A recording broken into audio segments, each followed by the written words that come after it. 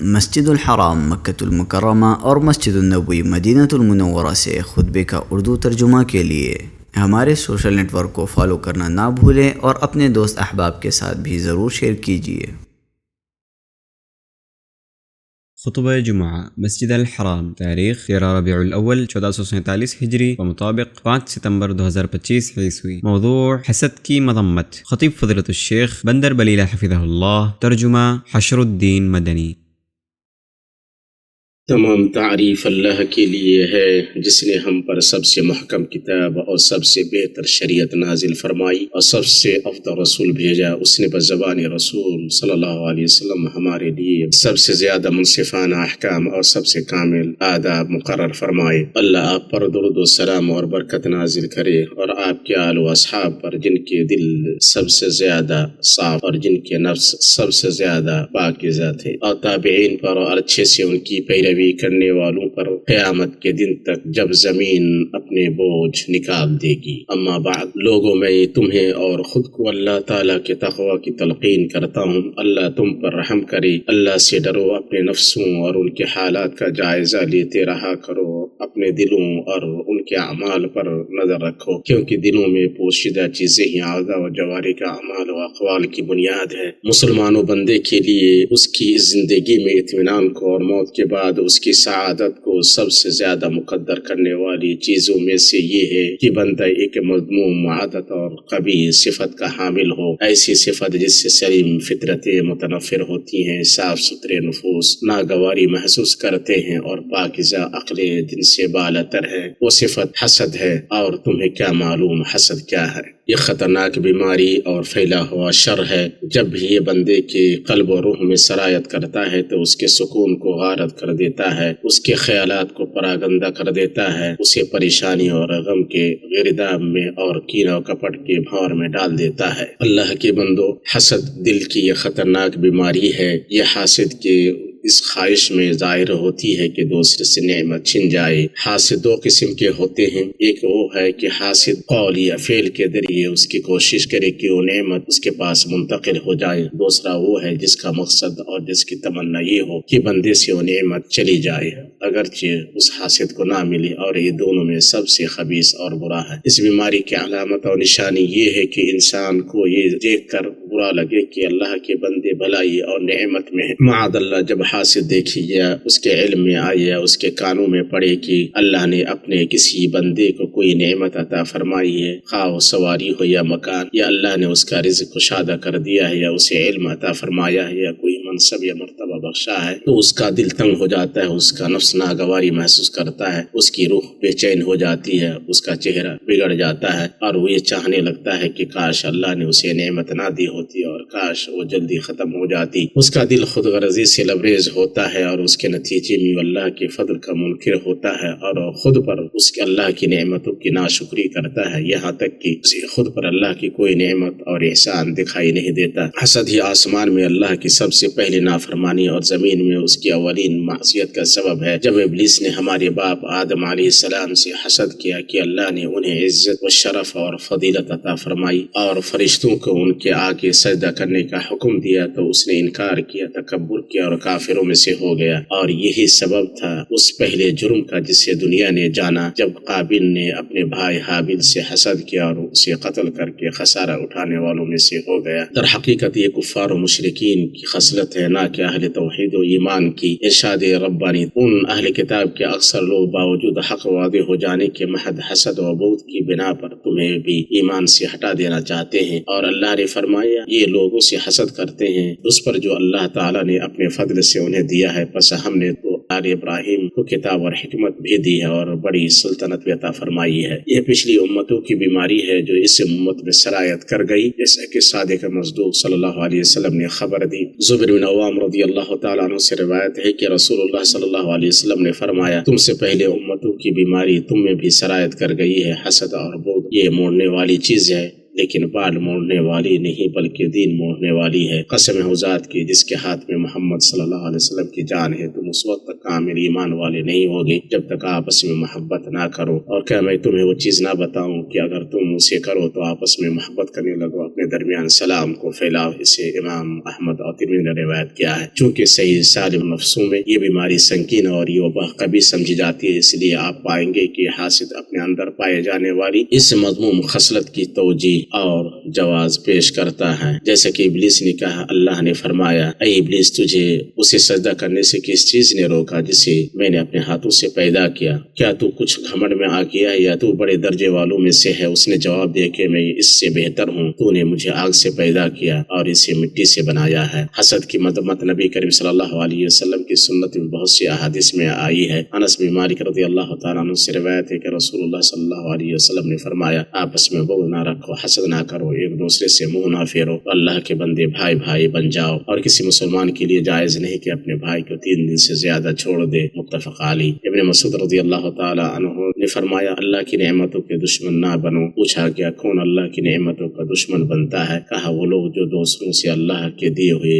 فضل و احسان پر حسد کرتے ہیں۔ اسی قرطبی نے ذکر کیا ہے، بے شک اللہ نے انسان کی فطرت میں ڈال دیا ہے کہ وہ خود سے محبت کرتا ہے اور اپنی منفعت کا حریص ہوتا ہے، اور اسی چیز کو بندوں کو مکلف کرنے کا دار و مدار اور ان کے تزکیے کا میدان بنایا ہے۔ ارشاد باری تعالیٰ ہے، بے شک انسان بڑے کچے دل والا بنایا گیا ہے، جب اسے مصیبت پہنچتی ہے تو ہڑبڑا اٹھتا ہے اور جب راحت ملتی ہے تو بخل کرنے لگتا ہے۔ اسی لیے بندہ تھوڑا ہی صحیح اس بیماری میں مبتلا ہو جاتا ہے۔ شیخ الاسلام ابن تیمیہ رحمہ اللہ نے کہا، غرض یہ کہ حسد نفسیاتی بیماریوں میں سے ہے، یعنی جسمانی نہیں بلکہ روحانی۔ یہ ایک ایسا مرض ہے جو نفس پر غالب ہوتا ہے، اس لیے بہت ہی کم لوگ اس سے بچ پاتے ہیں۔ اسی لیے کہا جاتا ہے کوئی جسم حسد سے خالی نہیں، لیکن بددینت اسے ظاہر کرتا ہے اور شریف اسے چھپا لیتا ہے۔ اور حسن بصری رحمہ اللہ سے پوچھا گیا، کیا مومن حسد کرتا ہے؟ انہوں نے کہا، یوسف کے بھائیوں کو بھول گئے، اسے اپنے سینے میں چھپاؤ، کیونکہ جب تک وہ ہاتھ یا زبان پر ظاہر نہ ہو تمہیں نقصان نہیں دے گا۔ سب سے بڑی چیز جو مومن کو اس بیماری سے نجات دلانے میں مدد دیتی ہے وہ یہ ہے کہ وہ اچھی طرح سمجھ لے کہ اس کے اندر کتنے نفسانی نقصانات، کتنے شرعی خطرات اور آخرت میں اس پر مرتب ہونے والی کتنی سزائیں پوشیدہ ہیں۔ جب اللہ کے بندوں پر نعمت اور فضل بڑھتا ہے تو حاسد کے رنج و غم میں اضافہ ہو جاتا ہے۔ جیسے قرآن کہتا ہے، اگر عقل مند ہو تو غور کرو، ہاں تم تو انہیں چاہتے ہو اور تم سے محبت نہیں رکھتے، تم پوری کتاب کو مانتے ہو نہیں مانتے، پھر محبت کیسی؟ یہ تمہارے سامنے تو اپنے ایمان کا اقرار کرتے ہیں لیکن تنہائی میں مارے غصے کی انگلیاں چباتے ہیں۔ کہہ دو کہ اپنے غصے ہی میں مر جاؤ، اللہ تعالیٰ دلوں کے راز کو بخوبی جانتا ہے۔ تمہیں اگر بھلائی ملے تو یہ ناخوش ہوتے ہیں، ہاں اگر برائی پہنچے تو خوش ہوتے ہیں۔ تم اگر صبر کرو اور پرہیزگاری کرو تو ان کا مکر تمہیں کچھ نقصان نہ دے گا، اللہ تعالیٰ نے ان کے اعمال کا احاطہ کر رکھا ہے۔ اسی طرح حاسد دراصل اللہ تعالیٰ کی مشیت اور ارضا کے معارض ہوتا ہے، گرچہ اسے شعور نہ ہو۔ وہ اپنی زبان حال سے کہتا ہے، اے رب تو نے فلاں کو کیوں نعمت دی، جیسے قرآن میں ہے، اور کہنے لگی قرآن ان دونوں بستیوں میں سے کسی بڑے آدمی پر کیوں نازل کیا؟ کیا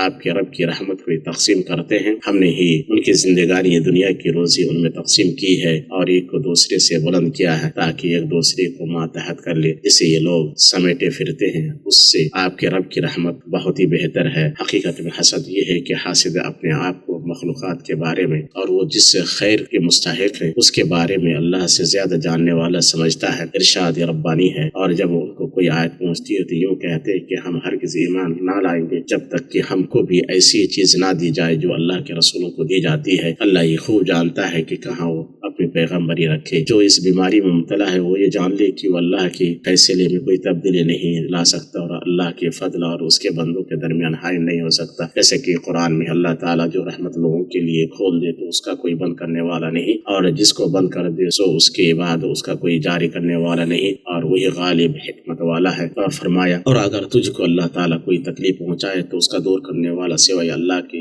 اور کوئی نہیں، اور اگر تجھ کو اللہ تعالیٰ کوئی نفع پہنچائے تو ہر چیز پر پوری قدرت رکھنے والا ہے، اور وہی اللہ اپنے بندوں کے اوپر غالب ہے، برتر ہے، اور وہی بڑی حکمت والا ताला पूरी खबर वाला है। बंदा ये भी जान ले कि इस हसद पर मुआखज़ा और मुहासबा होगा जो दिलों में घर कर जाए और जिसे नफ्स से अम्मारा पसंद करे। इरशाद है, आसमानों और ज़मीनों की हर चीज़ अल्लाह ताला ही की मिल्कियत है। तुम्हारे दिलों में जो कुछ है उसे तुम जाहिर करो या छुपाओ, अल्लाह ताला उसका हिसाब तुमसे लेगा। फिर जिसे चाहे बख्शे और जिसे चाहे सजा दे, और अल्लाह ताला हर चीज़ पर कादिर है। हसद बंदों की नेकियों को मिटाने और ख़त्म करने वाली सबसे संगीन मुसीबतों में से है। अबू रज़ियल्लाहु ताला अन्हु से रिवायत है कि रसूल नबी सल्लल्लाहु अलैहि वसल्लम ने फरमाया, तुम हसद से बचो, इसलिए कि हसद नेकियों को ऐसे ही खा जाता है जैसे आग सूखी लकड़ी को खा जाती है। से अबू दाऊद वगैरह ने रिवायत किया है। अल्लाह के बंदो, ये हसद के कबिल से नहीं कि बंदा दूसरों के पास मौजूद जो नेमत व खैर की तमन्ना करे बगैर इस तमन्ना की दूसरे की नेमत छिन जाए। ये रश्क है, जैसा कि अहले इल्म ने कहा, और आप सल्लल्लाहु अलैहि वसल्लम के जैसे कौल में हसद से यही मुराद है। हसद यानी रश्क दो चीजों में है, एक ऐसा आदमी जिसे अल्लाह ने माल दिया हो और उसे हक की राह में खर्च करता हो, और एक ऐसा आदमी जिसे अल्लाह ने हिकमत दी और वो उस हिकमत से फैसला करता हो, तालीम देता हो। इसे इमाम बुखारी और मुस्लिम ने रिवायत किया है। सुनो अल्लाह के बंदो, अल्लाह का तक़वा इख्तियार करो। हम में से हर एक अपने नफ्स की तज़किये की कोशिश करे और उसे अल्लाह के बंदों के लिए खैर की मोहब्बत का आदी बनाए और इस मज़मूम अखलाक और कभी खसलत को अपनाने से बचे।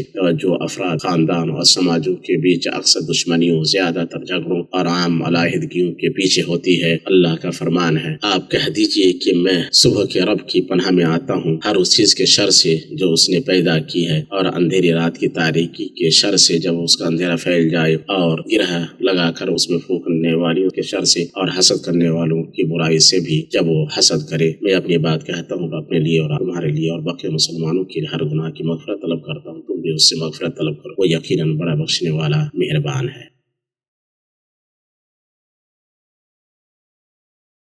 तमाम तारीफ अल्लाह के लिए है जिसने हमें इस दीन की हिदायत दी। अगर अल्लाह हमें हिदायत नहीं देता तो हम हिदायत पाने वालों में से नहीं होते। हम उस पाकदात की हम्द बयान करते हैं, उसकी नवाज़िशों और नेमतों पर उसका शुक्र बजा लाते हैं। हम उसकी पनाह लेते हैं और उससे हर गुनाह की मग़फ़िरत और उसकी आफत से आफियत तलब करते हैं। दुरूद व सलाम उसके नबी मुस्तफ़ा पर, उनके आल व असहाब पर, उन लोगों पर जो उनकी सही सुन्नत को अपनाए, उनके नक्श कदम पर चले और उनकी हिदायत की पैरवी करे। अम्मा बाद, अल्लाह के बंदो, इस बीमारी का इलाज ये है कि मोमिन अपने नफ्स के शर से पनाह मांगे, जैसा कि आप सल्लल्लाहु अलैहि वसल्लम का तरीका रहा है। अपने रब से दुआ करे कि उसे सबसे अच्छे अखलाक की हिदायत दे और उससे बुरे अखलाक को दूर करे। सही मुस्लिम में है कि आप सल्लल्लाहु अलैहि वसल्लम की दुआओं में से ये था कि और मुझे तो सबसे अच्छा अखलाक की हिदायत दे, उसकी हिदायत तेरे सिवा कोई नहीं दे सकता, और मुझसे बुरे अखलाक को दूर कर, उसे तेरे सिवा कोई मुझसे दूर नहीं कर सकता। इसी तरह मोमिन अपने रब से दुआ करे कि अल्लाह उसके दिल को मुस्लिम भाइयों के तई पाक कर दे, जैसे कि सलफ रहमहुल्लाह का हाल रहा है। अल्लाह का फरमान है, और जो उनके बाद आए वो कहेंगे, ऐ हमारे परवरदिगार हमें बख्श दे और हमारे उन भाइयों को भी जो हमसे पहले ईमान ला चुके हैं, और ईमान वालों की तरफ से हमारे दिलों में कीना और दुश्मनी ना डाल। ऐ हमारे रब, बेशक तू शफकत और मेहरबानी करने वाला है। और अपने नफ्स को दूसरों के लिए भलाई पसंद करने का आदी बनाए, उनके लिए मस्जिद भलाई की दुआ करे, इस पर सब्र और मेहनत करे, उला महाला उसमें कामयाब होगा। अबू दर्दा रज़ियल्लाहु ताला अन्हु से रिवायत है कि रसूलुल्लाह सल्लल्लाहु अलैहि वसल्लम ने फरमाया, इल्म सीखने से आता है और बुर्दबारी की कोशिश करने से आती है।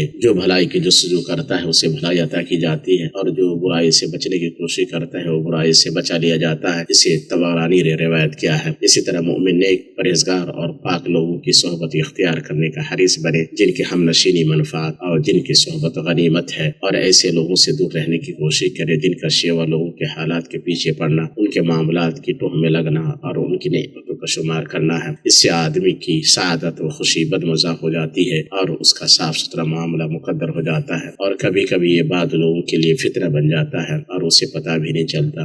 अल्लाह ताला ने फरमाया, और अपनी निगाहें हरगिज़ उन चीज़ों की तरफ ना दौड़ा जो हमने उनमें से मुख्तलिफ लोगों को आराइश दुनिया की दे रखी हैं, ताकि उन्हें उसमें आजमा ले। तेरा रब का दिया हुआ ही बेहतर और बाकी रहने वाला है। फिर इसके बाद तुम अल्लाह की सबसे बेहतर मखलूक यानी मोहम्मद बिन अब्दुल्लाह पर दुरूद व सलाम भेजो। अल्लाह ने तुम्हें इसका हुक्म दिया है। अल्लाह अज़्ज़ व जल का इरशाद है, बेशक अल्लाह उसके फरिश्ते से नबी पर दुरूद भेजते हैं। तो ऐ मोमिन, तुम भी उन पर दुरूद भेजो और खूब सलाम भी पढ़ते रहा करो। ऐ अल्लाह, अपने बंदे और रसूल हमारे नबी मोहम्मद पर रहमत, सलामत, बरकत और मज़ीद इनामात नाज़िल फरमा। ऐ अल्लाह, तमाम सहाबा किराम, ताबईन और क़यामत के दिन तक एहसान के साथ उनकी पैरवी करने वालों से राज़ी हो जा।